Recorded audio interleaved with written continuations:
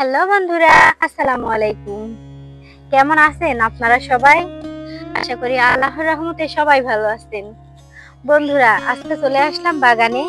বাগানে আমার মূলত কাজ আছে কচু শাক তোলা। তো ভাবতেছি বাগানটা আপনাদের সঙ্গে শেয়ার করি। দেখেন বন্ধুরা, আমার কলা গাছের কলাগুলো কত সুন্দর পরিপক্ক হয়েছে, কিছুদিনের মধ্যেই পেকে যাবে।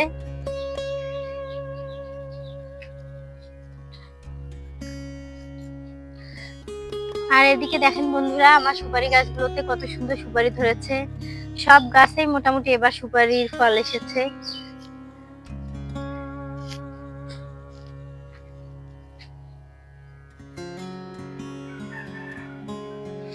এদিকে দেখেন বন্ধুরা, আমার নারকেল গাছের পাতাগুলো একদম নিচে নেমে গেছে, এগুলো কেটে দিতে হবে।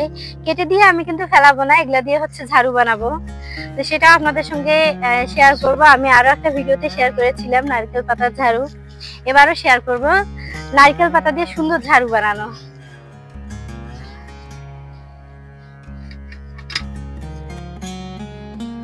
এদিকে দেখেন বন্ধুরা, আমার মালটা গাছের মালটাগুলো সুন্দর হয়েছে, একদম হয়ে গেছে মালটাগুলো। আর এটা আমাদের সবুজ মালটার জাত।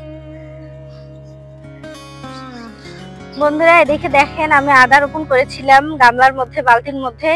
কার গরু এসে যে খেয়েছে দেখি নাই। আসলে আদা গাছের মধ্যে অনেক ঘাসও হয়েছে। এগুলা বালতিতে করেছি, গামলাতে করেছি। দেখেন কার গরু এসে যে খেয়ে নিয়েছে বলতেই পারি না। এদিকে বালতির মধ্যে দিয়েছে আদা।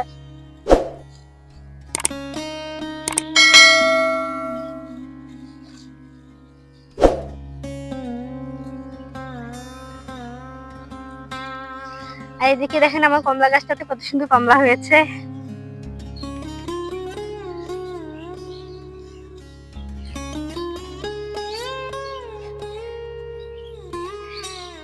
এদিকে আর একটা মালটা গাছ, এই মালটা গাছটাতেও অনেক সুন্দর মালটা ধরেছে।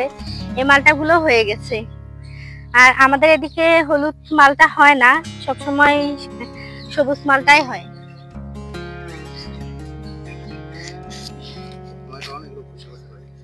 বন্ধুরা, সময়ের কারণে আসলে আমি বাগানের কাজগুলো করতে পারি না, বাচ্চা সামলাইতে হয়, তারপর ইউটিউব চ্যানেল সামলাইতে হয়।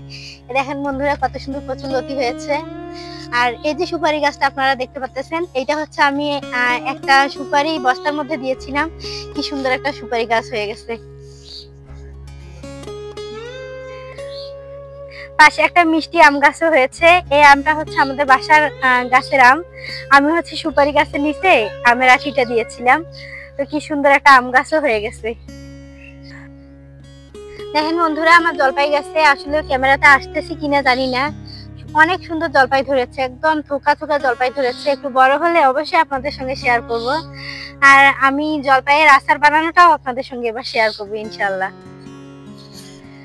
আপনারা একটু ঠিকভাবে দেখেন বন্ধুরা, আমি কিন্তু কোনো চাল কুমড়ো গাছ গাড়িনি, আমার বাগানের মধ্যে চাল কুমড়ো গাছটা হয়ে গেছে। আর দেখেন কত সুন্দর একটা চাল কুমড়ো হয়েছে উপরে, এটা ফাড়াই নিব আজকালের মধ্যে। দেখেন কত সুন্দর হয়েছে চাল কুমড়োটা। আসলে এটার কোনো যত্ন ছিল না, বাগানের মধ্যে গাছ উঠে হয়ে গেছে।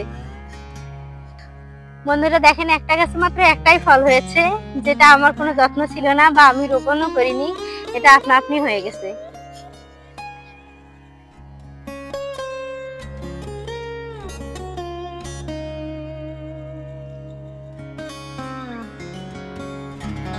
বন্ধুরা দেখেন, এগুলো হলুদ গাছ। আমি বাসায় হলুদ রোপণ করি, আর 12 মাসে আমরা বাসার হলুদে খাই। দেখেন বন্ধুরা, কত সুন্দর করে হলুদ গাছগুলো হয়েছে। এবার আসলে সেরকম যত্ন নেওয়া হচ্ছে না বাগানের, তারপরে দেখতেছি সবাই আমাকে ভালোবেসে ভালোভাবেই উঠতেছে। বন্ধুরা, এই যে ফাঁকা জায়গাটা আপনারা দেখতে পারতেছেন, এটা কিছুদিনের মধ্যে আমি প্রসেস করব, করে শাক, তারপর লাল শাক, পুঁই শাক, কলমি শাক এসব লাগাবো। এর জন্য এটা পরিষ্কার করব। এই 2-1 দিনের মধ্যে এটা প্রসেস করেই সবজি বাগান করব। বন্ধুরা, আমি যে জন্য বাগানে এসেছি কচু শাক তোলার জন্য, আমি সেই কাজটাই আগে করিনি। বিসমিল্লাহ। আমি যে কচি কচি কচু শাক দিয়ে আজকে ভর্তা বানাবো। কি সুন্দর ফুলও পাওয়া গেছে, ভর্তার মধ্যে ফুলটা দিলে আরো বেশি টেস্ট হবে। দেখেন কচুর ফুল কত সুন্দর।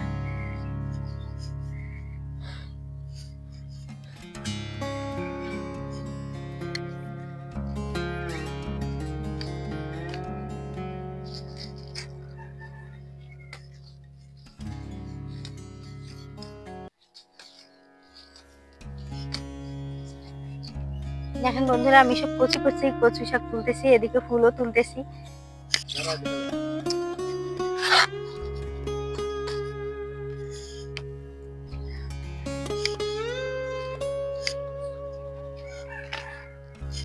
বন্ধুরা দেখেন সাইড দিয়ে কত সুন্দর কচু শাক হয়েছে, কচু গাছ হয়েছে। আসলে এই কচু শাক গুলো আমি লাগাইনি, এমনি এমনি হয়ে গেছে।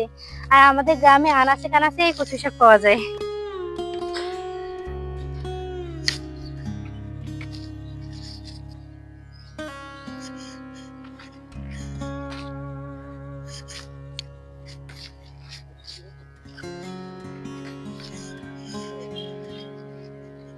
ওখানে উঠছে না, ওদিকে যাবি, ওদিকে যান।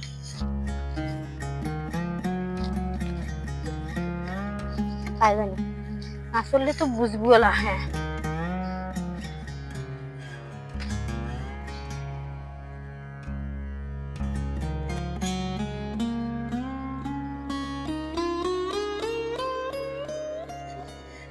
দেখেন বন্ধুরা, আমাদের পুকুরের চারপাশে কত সুন্দর কচু শাক হয়েছে। আসলে আমরা গ্রামের মানুষ, এগুলো কিনে খেতে হয় না, সব বাসায় পাওয়া যায়।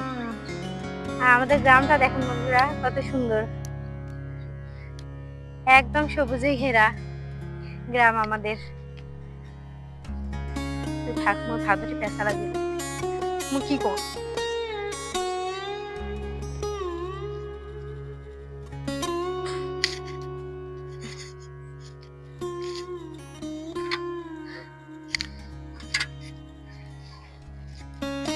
বন্ধুরা আমি যতটুকু কচু শাক নিয়েছি এটুকুই আমাদের ভর্তার জন্য একদম হয়ে গেছে। আর এদিকে দেখেন বন্ধুরা, আমার এই হলুদটা কিন্তু আমি রোপণ করিনি, এটা এমনি এমনি হয়ে গেছে। কত সুন্দর হয়েছে হলুদ গাছটা। আসলে সবাই ভাবতেছে এবার তো রুমান আপু অনেক কষ্টে আছে, তাই হচ্ছে সবাই নিজ নিজ দায়িত্বে ঠিক হয়ে যাচ্ছে। দেখেন বন্ধুরা, আমি এইটুকু কচু শাক নিয়ে এসেছি, সুন্দর করে কচু শাক গুলো বেছে নিব।